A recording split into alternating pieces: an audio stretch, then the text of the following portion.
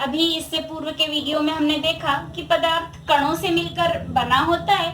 अब पदार्थ के ये कण कितने छोटे होते हैं यानी इनका साइज क्या है, इसको देखने के लिए अब हम एक और एक्टिविटी करते हैं। उसके द्वारा जानेंगे कि पदार्थ के कण बड़े या छोटे किस प्रकार के होते हैं। देखिए इस प्रकार हमने ये 4 गिलास में समान मात्रा में पानी भर के रख लिया है और यहाँ पर अब हम इसमें थोड़ा सा ये जो नील है अप्रोक्सीमेट 10 ml इसके अंदर हम डाल रहे हैं और ये देखिए इस प्रकार ये पानी इसका पूरा ब्लूइश हो गया है। अब केवल इसमें 10 ml ही हम पानी पुनः निकाल रहे हैं और इस प्रकार से हमने निकाला और इसको दूसरे गिलास में हम डाल रहे हैं, तनुकृत करते जा रहे हैं। देखिए उसके बाद भी पूरा पानी ब्लू हो गया है। नेक्स्ट अब इसमें से हम फिर से निकालेंगे 10 ml।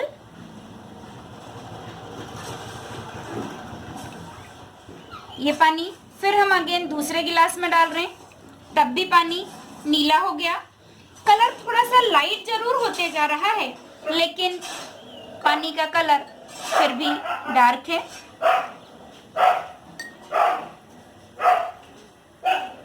कलर फिर भी नीला है। देखिए अब इस प्रकार अब पुनः अगले इसमें डाला तो इस प्रकार हम देखेंगे कि पानी का कलर जरूर लाइट होते जा रहा है, फीका होते जा रहा है, लेकिन अभी भी वो पानी नीला है।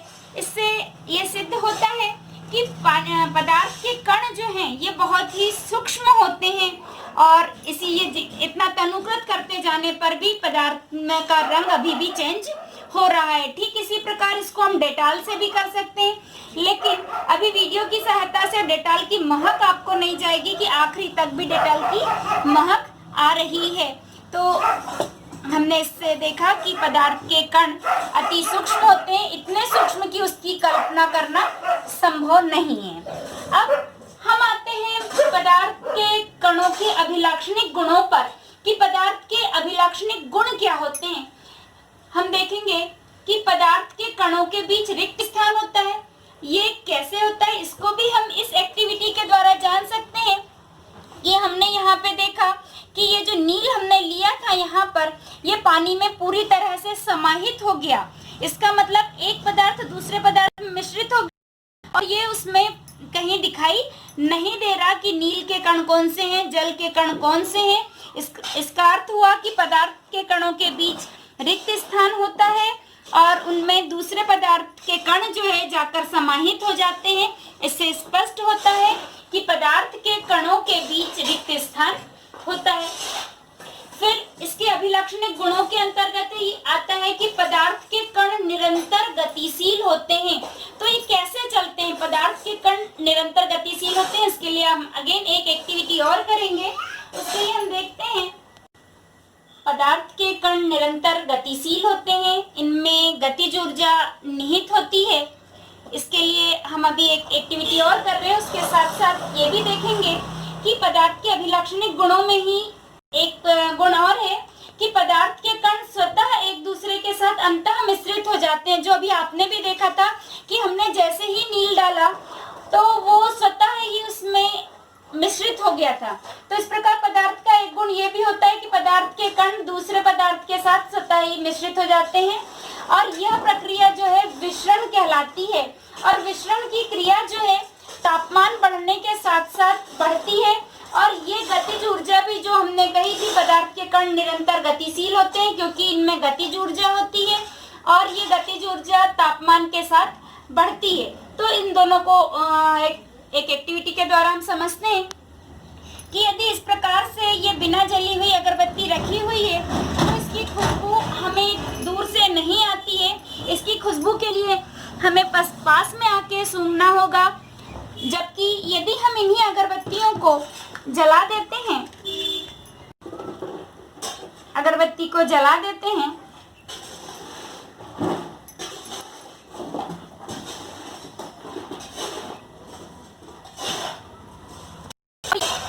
ये अगरबत्ती हमने जला दी है और अब देखिए, अब यदि हम इन अगरबत्तियों को वापस तो अब जो है ये अगरबत्ती जब हमने इस प्रकार लगा दी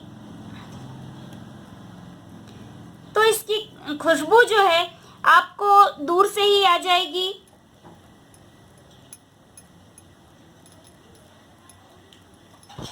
दूर से ही आ जाती है।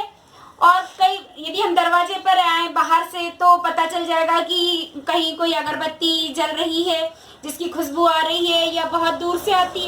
ऐसा क्यों हुआ?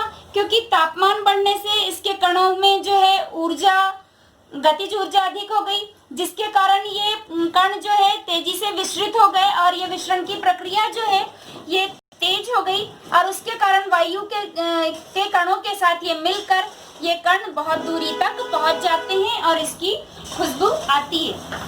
और इस प्रकार ये स्वतः ही, ये देखिए वायु के साथ जा रहे हैं, स्वतः ही वायु में मिश्रित हो जाते हैं। जिस प्रकार हम देख सकते हैं कि पदार्थ के कण स्वतः एक दूसरे के साथ मिश्रित हो जाते हैं। दो विभिन्न पदार्थों के कणों का स्वतः एक दूसरे के साथ मिश्रित होना, यह प्रक्रिया विसरण कहलाती है। और विसरण की क्रिया तापमान बढ़ने के साथ तेज होती है। जैसे हमने एक बुझी हुई अगरबत्ती देखी थी जिसमें तापमान नहीं है तो उसकी खुशबू नहीं आ रही थी, लेकिन जैसे ही हमने इसे जला दिया यानी अब इसमें तापमान बढ़ गया तो तापमान बढ़ने के साथ ही इसके कण, इनकी गतिज ऊर्जा जो है ये भी बढ़ गई और गति बढ़ने के कारण ये कण अधिक गतिशील हो गए और इसके कारण ये दूर तक इसकी खुशबू आने लग जाती है। इसी प्रकार अब हम चौथा देखेंगे कि पदार्थ के कण एक दूसरे को आकर्षित करते हैं। पदार्थ के कणों के बीच जो रिक्त स्थान होता है पर ये कण एक दूसरे को आकर्षित करते हैं। जैसे हमने देखते हैं कि यदि नल में एक पानी की धार बह रही है, ठीक इस प्रकार से यदि हम देखें कि यदि ये धार यदि सतत चल रही है और इसमें से हम बीच में से हाथ भी ले जाएं तो भी वो धार जो है कटती नहीं है और लगातार चलते रहती है। तो इससे स्पष्ट होता है कि पदार्थ के कण एक दूसरे को आकर्षित करते हैं। इसलिए हमने काटा भी ले गए, लेकिन ये कणों का आकर्षण जो है ये इनको वापस बांधे ही रखता है। जैसे एक गोताखोर जो है पानी में जब तैरता है तो पानी को काटते चलता है। क्यों? क्योंकि उनके बीच रिक्त स्थान है, इसलिए पानी कट तो जाता है लेकिन वहां कटाव अलग से नहीं दिखाई देता।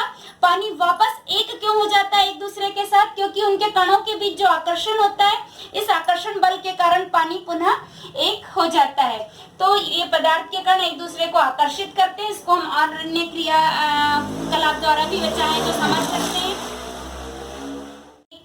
गुण और है कि पदार्थ के कण एक दूसरे से आकर्षण बल से बंधे होते हैं। जैसे हमने कहा पदार्थ के कण एक दूसरे को आकर्षित करते हैं, इनके मध्य एक आकर्षण बल कार्य करता है और प्रत्येक पदार्थ में आकर्षण बल जो है अलग अलग होता है, उसके सामर्थ्य के अनुसार ये बंधे होते हैं। जैसे ठोस पदार्थों में आकर्षण बल अधिक होता है क्योंकि इनके कण बहुत अधिक इसीलिए पास चिपके हुए होते हैं, जबकि पानी के कणों के बीच ये आकर्षण बल कम होता है, इसीलिए पानी को काट के तैर पाना संभव होता है। वायु में आकर्षण बल बहुत ही नगण्य होता है वायु के कणों के बीच। ठीक उसी प्रकार इसको समझ सकते हैं, जैसे यदि हम हाथ में हाथ डाल के और मजबूती के साथ कमर में ऐसे पकड़े रहे दो दोस्त तो हम उनको आसानी से दूर नहीं कर सकते। ठीक इसी प्रकार ठोस में भी आकर्षण बल अधिक होता है।